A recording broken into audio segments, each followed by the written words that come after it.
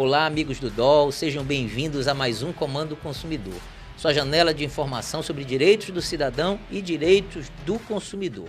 Mande suas perguntas para as redes sociais do DOL e também para o meu Instagram, @Defensor Cássio Bittar.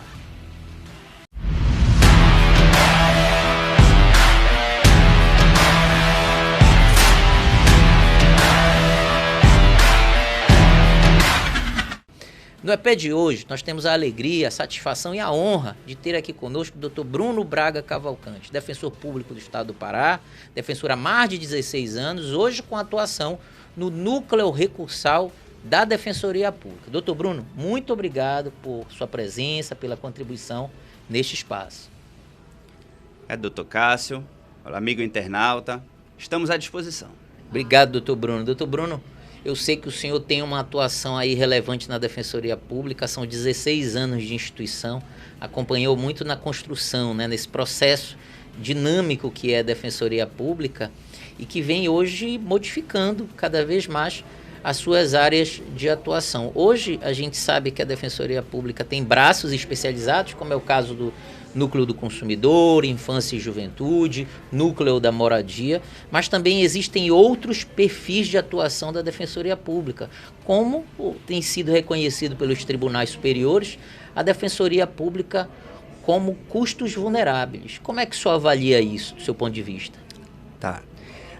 Dr. Cássio, realmente a atuação tradicional da Defensoria Pública, aquela que a gente costuma dizer que está no DNA da instituição, é aquela atuação em processos individuais, né, que sejam direcionados para os legalmente necessitados, que são aquelas pessoas que são consideradas vulneráveis economicamente, né, que ganham até 3 salários mínimos. Mas o direito ele é muito amplo, a sociedade ela é muito dinâmica e isso reflete consideravelmente na área jurídica. Perfeito. Então, assim como nós vivemos hoje no que se denomina a sociedade de massas, né, do mesmo modo, o direito ele precisa estar em constante evolução e transformação. Perfeito. E a Defensoria Pública ela acaba atuando de vanguarda nesse novo papel. De que modo?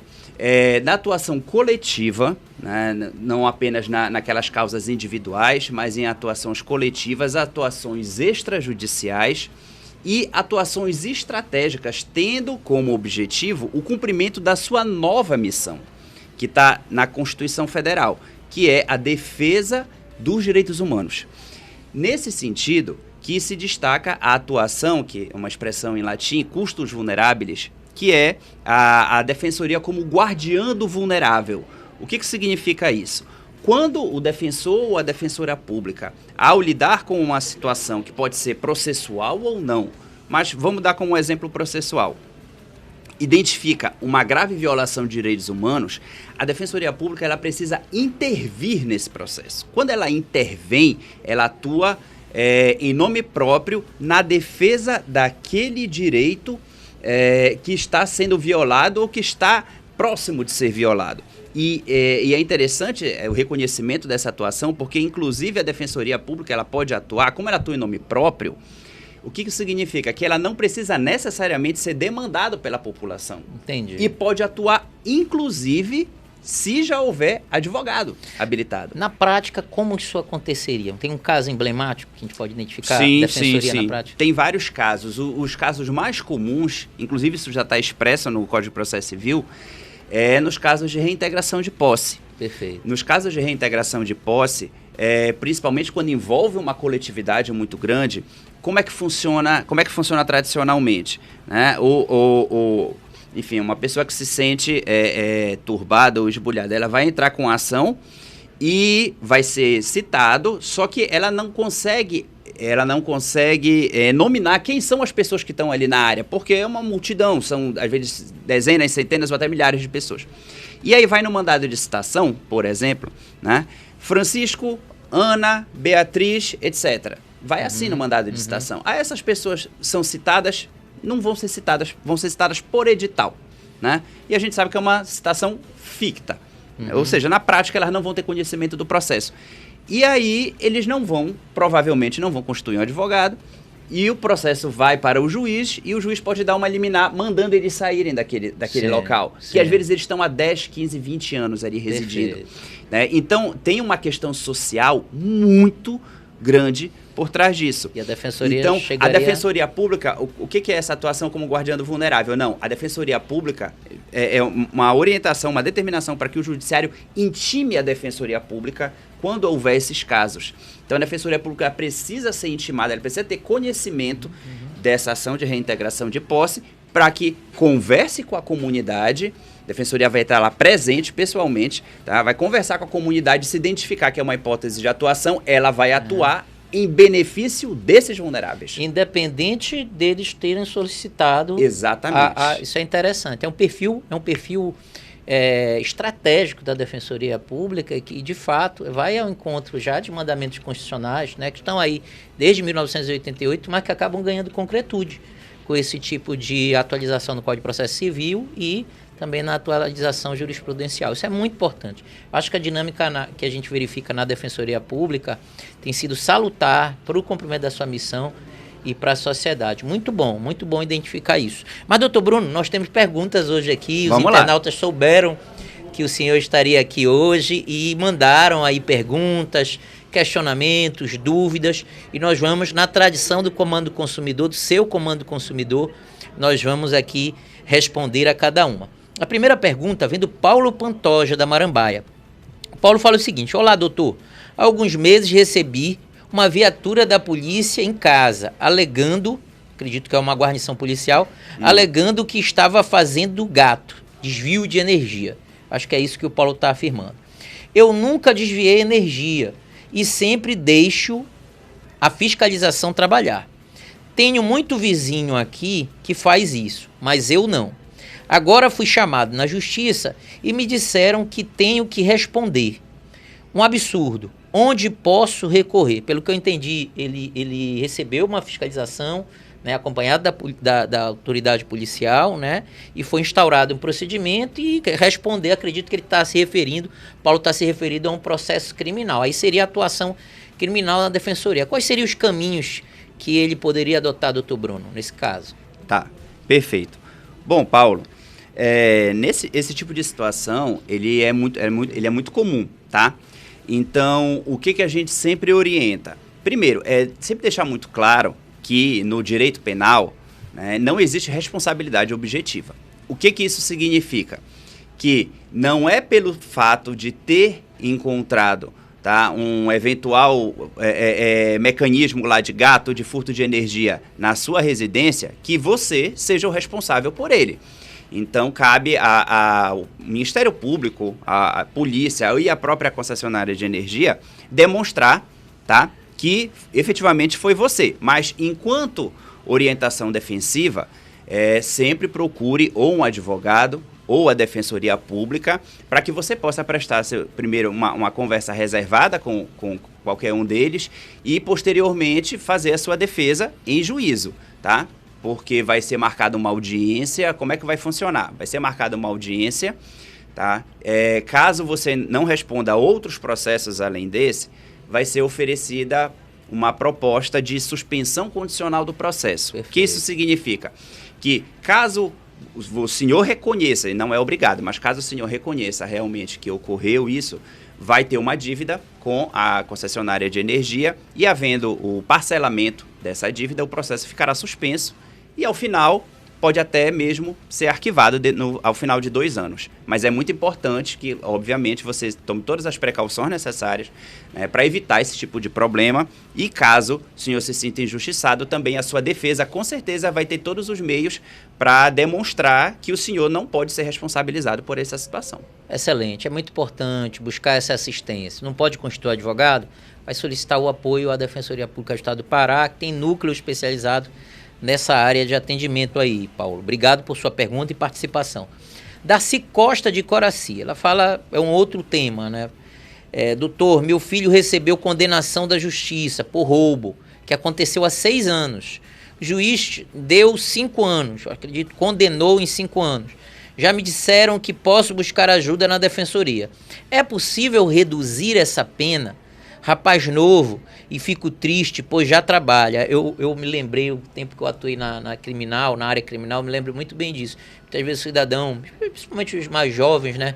Ele estava ali envolvido em um determinado caso, um fato delituoso, foi iniciado o procedimento, mas ele conseguiu ficar em liberdade, e aí ele tem um tempo para reconstruir a vida dele durante a liberdade, né? Às vezes aquilo ali foi um fato que aconteceu, mas a partir dali ele conseguiu redirecionar, passou a trabalhar, a estudar, mas o processo está ali. A demanda está ali, ela não é apagada, o Ministério Público vai tocando o processo, e aí, de repente, vem a sentença. A pergunta dela é a seguinte: é possível reduzir, doutor Bruno, essa pena de 5 anos? De forma, ela não traz aqui mais elementos, sim, mas é possível?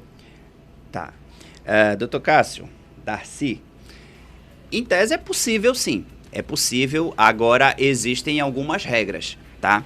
Para que se possa reduzir uma pena, né, você informa aqui que o seu filho foi condenado a uma pena de 6 anos.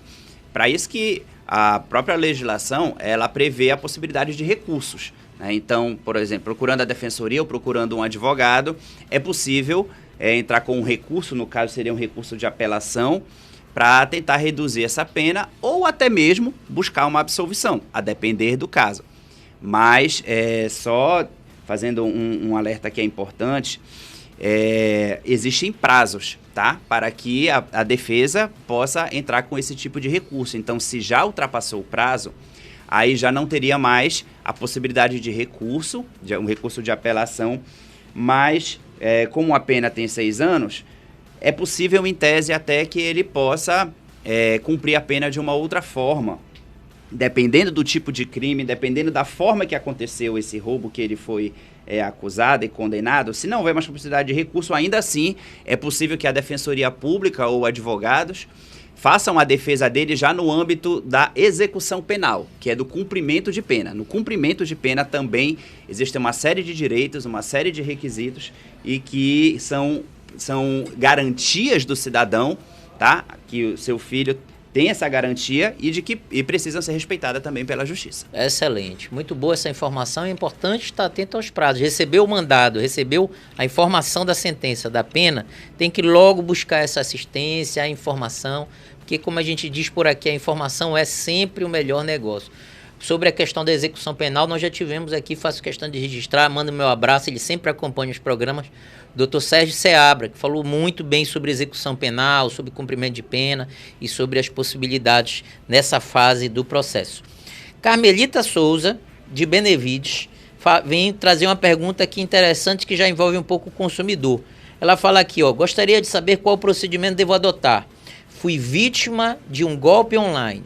Uma pessoa ligou e alegou que era do programa Desenrola. Alô, atenção aí. E que ia ajudar com minhas dívidas. Hoje estou com mais 3 empréstimos e um total prejuízo. Onde posso recorrer? Só um registro aqui, os golpes online, as fraudes praticadas através de internet, ligações telefônicas, só crescem no Brasil. Nós vivemos uma verdadeira epidemia desse tipo de prática e é muito importante que as autoridades, seja as autoridades policiais, seja o poder público que trabalha justamente nos processos, o sistema de justiça, possam intervir para trabalhar nessa área. No caso aqui, ela foi uma vítima, né, através de ligação telefônica. Quais seriam os encaminhamentos que ela poderia dar, doutor Bruno, para ter aí um eventual ressarcimento? Porque também tem que colocar aqui 2 esferas de responsabilidade. Responsabilidade criminal, né, todos nós queremos que esse estelionatário seja responsabilizado, mas também a responsabilidade civil, ela quer ter o ressarcimento dela. Perfeito, doutor Cássio. Bom, Carmelita, realmente, como o doutor Cássio até já adiantou, é um mal que vem assolando o mundo todo e o Brasil em particular cada vez mais. A partir do momento que a população utiliza cada vez mais a internet, existem diversas pesquisas aí demonstrando o quanto que a nossa sociedade é online, obviamente, né, o crime também migra para essa área. Então, cada vez mais ocorrem crimes virtuais e a gente precisa, enquanto cidadão, a gente precisa se precaver. Mas, uma vez sendo vítima, como a senhora foi vítima desse crime, o que a senhora precisa fazer? Como foi via ligação telefônica, assim que a pessoa é vítima desse tipo de crime, toma consciência de que foi enganada, às vezes demora um pouco, mas assim que toma consciência, precisa imediatamente anotar todas as informações possíveis dessa ligação. O dia, qual foi o nome que a pessoa se identificou, o horário, o número do telefone, se apareceu lá no seu identificador de chamada, e imediatamente fazer um boletim de ocorrência. Perfeito. Por quê? Porque a senhora precisa se precaver, porque além da senhora ter sido vítima desse crime de estelionato ou que até utilizaram do seu nome para fazer dívidas. Apropriação de dados. Apropriação de dados, exatamente. E essa apropriação de dados, infelizmente, pode resultar em novos crimes. Sim. Podem abrir uma conta bancária no seu nome, podem fazer um empréstimo bancário, podem fazer um crediário numa loja, a partir dos dados que ele obteve através dessa fraude. Então a senhora precisa fazer um boletim de ocorrência o mais rápido possível e, posteriormente a isso, também procurar os órgãos competentes, como o Ministério Público, por exemplo, a própria delegacia, para que dê prosseguimento a isso e a senhora possa se resguardar. E uma vez dando andamento a isso, a senhora tendo provas, conseguir identificar quem foi a pessoa que cometeu ou uma quadrilha que cometeu, inclusive aí procurar até a Defensoria Pública também para fazer o seu ressarcimento na esfera civil, porque certamente a senhora está, além dos prejuízos financeiros, a senhora está tendo um abalo moral por estar passando por todo esse tipo de constrangimento. Perfeito, doutor Bruno. A informação é o melhor negócio. Fique atento, procure. E o mais importante, prevenção. Previna. Evite esse tipo de fraude, informação. Eu tenho dito, tem uma dica simples. Ligações de telemarketing hoje no Brasil são através do prefixo 0303. Se você não recebeu através deste prefixo, provavelmente a ligação, provavelmente é um estelionatário entrando em contato, é alguém tentando lhe causar algum tipo de prejuízo e obter aí um benefício indevido por conta disso. Então, são informações simples, né, doutor Bruno, que muitas vezes podem prevenir muita dor de cabeça. Caso já tenha sido vítima, como o caso da dona Carmelita, fica aí os encaminhamentos muito bem esclarecidos pelo doutor Bruno. Doutor Cássio, eu queria até dar uma dica só nessa pergunta, porque é algo que acontece muito. Existem quadrilhas especializadas que eles têm acesso a esse tipo de informação na internet. Infelizmente, os nossos dados hoje em dia, que são os dados sensíveis, né, que até tem que ter a proteção da Lei Geral de Proteção de Dados, mas infelizmente ainda é muito fácil de ter acesso a esses dados. Sim. E aí o que acontece? É muito comum eles terem acesso, por exemplo, aos 3 primeiros números do seu CPF. Rapidamente numa pesquisa, conseguem esses dados. Então eles conseguem o número do seu telefone, o seu nome completo e os 3 primeiros números do CPF. E aí o que essas quadrilhas especializadas fazem? Elas ligam, se fazem passar por um funcionário de uma empresa e aí falam assim: doutor Bruno, senhor Bruno Braga Cavalcante, nós somos aqui da loja tal e gostaríamos só de confirmar aqui os seus cadastros. O seu CPF é e aí pede para você completar. Não complete. Uhum. Não complete. Quando você completar, eles vão ter acesso a todos os seus dados, porque toda a sua vida patrimonial, toda a sua vida pessoal e profissional até, ela tem uma base de dados a partir do CPF. A partir do momento que você diz para aquela pessoa que está ligando, se passando por uma empresa, os seus dados integrais do CPF, eles estão com a faca e o queijo na mão para aplicar uma série de golpes. Dica valiosa aí do Dr. Bruno, isso é muito importante. Para finalizar aqui, o Mauro Passos traz a última pergunta. Fala aqui, Mauro é estudante de Direito, né? Doutor, inicialmente parabéns pelo trabalho, eu sempre acompanho o programa na internet e aprendo muito. Estou no 2º ano de Direito da FAPEM. Mauro, obrigado pela atenção, obrigado pela participação. Para nós é alegria ter acadêmicos de Direito acompanhando o Comando do Consumidor, que é essa janela aqui de debate, sempre com autoridades, com pessoas qualificadas, trazendo um pouco de informação para o cidadão. Mauro fala o seguinte, a Defensoria Pública atende, é uma pergunta, a Defensoria Pública atende casos de racismo? Há alguns meses fui impedido de participar de processo seletivo em uma empresa de medicamentos. Criaram muitos obstáculos. Depois ficou claro que a cor da pele que pesou. Fiquei indignado, mas não tive coragem de recorrer. Qual o caminho? A Defensoria Pública, né, efetivamente, conjunto de atuações, hoje tem uma atuação específica, estratégica nessa área, doutor Bruno? Sim, doutor Cássio. Mauro, infelizmente, nós vivemos num país que ainda é profundamente racista. Até um tempo atrás, nós vivíamos, né, sob o mito da democracia racial, né, nós acreditávamos que não existia racismo no Brasil. Isso foi algo que foi passado durante décadas para a gente, só que hoje isso foi descortinado, né? Nós vivemos numa sociedade, sim, extremamente racista, e o primeiro passo é reconhecer como tal, e a partir disso, né, criar os instrumentos, e diversos instrumentos já foram criados para combater esse racismo. E a Defensoria Pública, ela possui um núcleo aqui em Belém, mas ela tem uma abrangência metropolitana desse núcleo e, em determinados casos, até abrangência estadual, que é o nosso Núcleo de Direitos Humanos, em IDDH. O nosso Núcleo de Defesa de Direitos Humanos, ele tem diversas atribuições e uma delas é atender pessoas vítimas do crime de racismo. Tá? Então, é muito importante que você procure seus direitos, que você, caso você se sinta, esteja encorajado, porque não é fácil, né? Sim, esteja sim. encorajado para fazer isso, de que você procure realmente um apoio jurídico da Defensoria Pública e também do Ministério Público, para que você possa ter a sua dignidade retornada, de modo a, primeiro, ser ressarcido, né, no seu patrimônio moral, no seu patrimônio pessoal. É crime, inclusive, dependendo da data de que isso aconteceu, é um crime que foi equiparado ao crime de racismo, que antigamente seria injúria racial, hoje é racismo, né? Então foi equiparado, as penas se tornou imprescritível. Certo. E procure realmente um apoio jurídico para que a gente possa, quem sabe um dia, dar um basta a esse tipo de prática. Perfeito, isso é bom. Se encorajar é muito importante, né? Eu acompanhei alguns dias aí o caso da mãe que esteve dentro de uma loja de departamentos, não foi aqui no Pará, mas que ela deu aquele grito, né? O filho dela foi hostilizado, né? A pessoa teria dito lá, porque não me traga mais essa bomba. E quando eu vi o vídeo daquela mãe ali, eu pensei ali, aquilo ali é um grito de coragem, de reclamando, é um desabafo que ela fez nas redes sociais, né?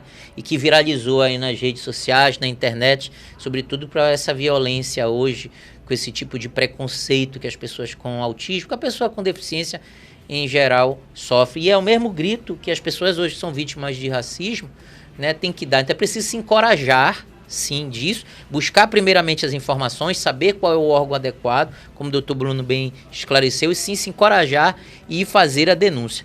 Doutor Bruno, muito obrigado por sua presença.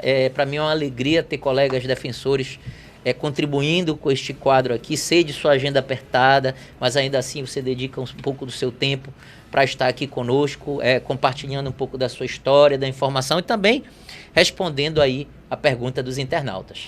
Doutor Cássio, eu parabenizo aí pelo espaço.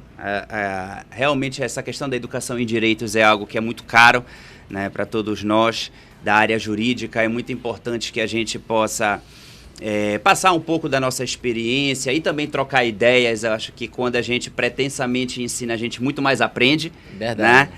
Tá aí nossos professores, nossos grandes mestres, para que possa realmente contribuir para a sociedade, contribuir para o meio acadêmico, que eu vejo que está sempre aqui em peso, para que a gente possa trocar essa ideia e tornar a nossa sociedade cada vez mais democrática, mais inclusiva e mais justa. Obrigado, doutor Bruno. E você que nos acompanha no Comando do Consumidor, não se esqueça, mande suas perguntas para as redes sociais do DOL e também para o meu Instagram, @DefensorCássio-Bittar.